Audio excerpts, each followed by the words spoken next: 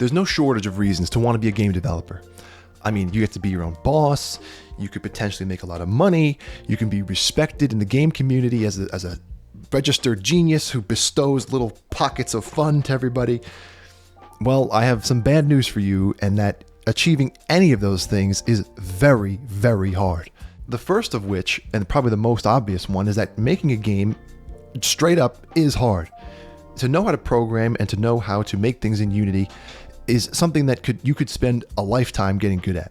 There are entire university courses on coding degrees, and even there's a game development degree that exists. Getting through that phase is technically difficult, but that's not all of it, because not only that, now you need to know how do you design a game for fun and not to be frustrating? How do you make sound effects that make it more satisfying?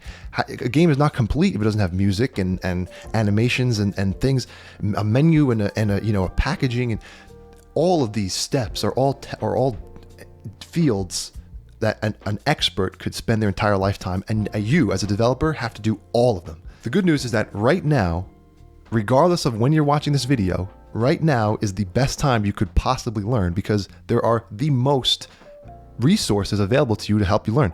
There's YouTube channels like CodeMonkey, Brackeys, and then for learning Blender, there's the Blender Guru, and then there's all these music tutorials. You could just spend hours and days learning all on your own for free. You don't have to go to some school. It's all right there.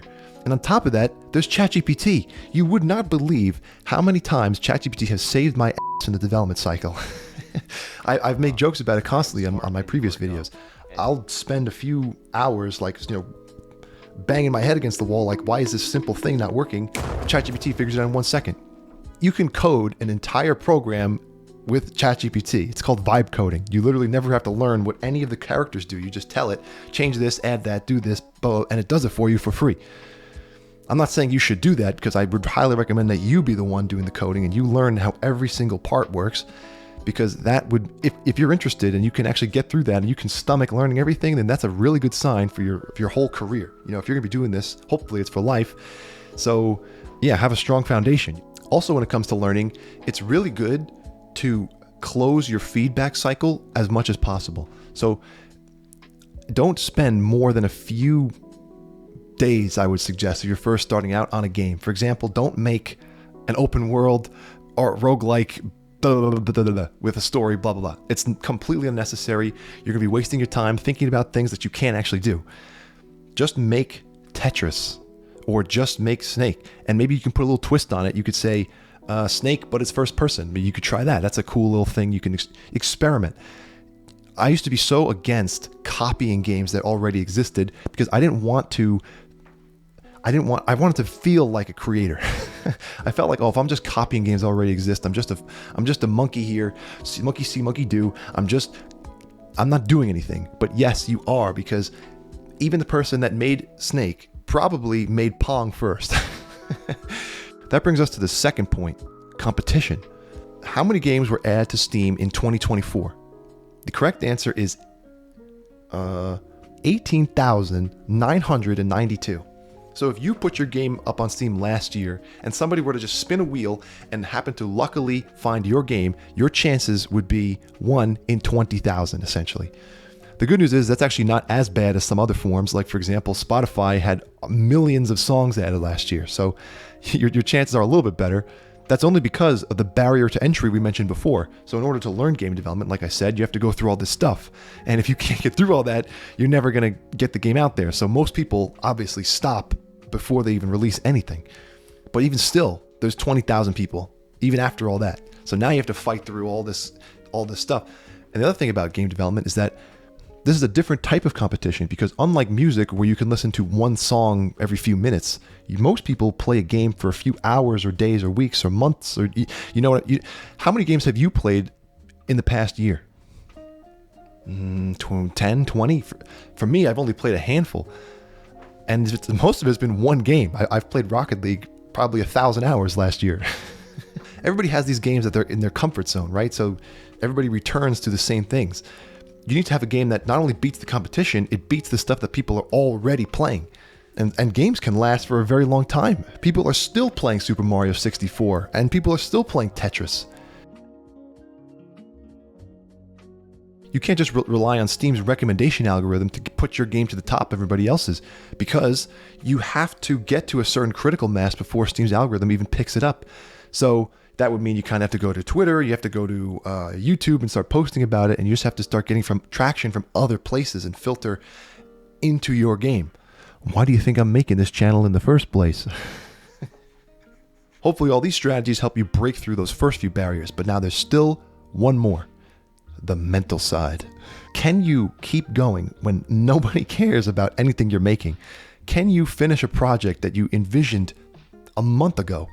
Can you be your own boss? Can you put yourself and do the work that you made for yourself?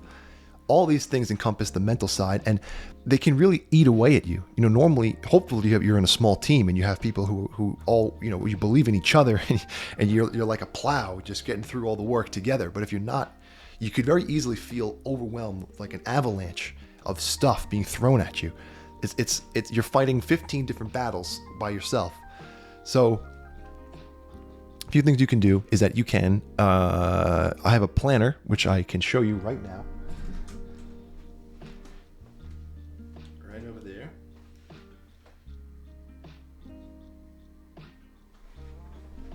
If you commit to working every single day for a set amount of time, if it's just an hour, the amount of stuff you'll get done over the course of a few months is pretty astronomical. Second thing is, you need to have the right mentality.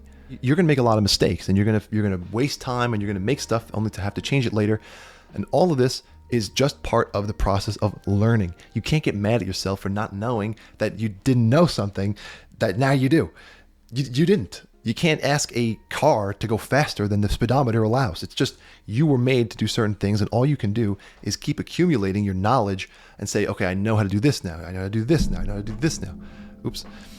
So yeah, you have to have this mentality. You can't have a victim mentality and be like, oh, this is impossible. Why is Unity documentation so shitty? No, it's your fault. You have to learn piece by piece, everything.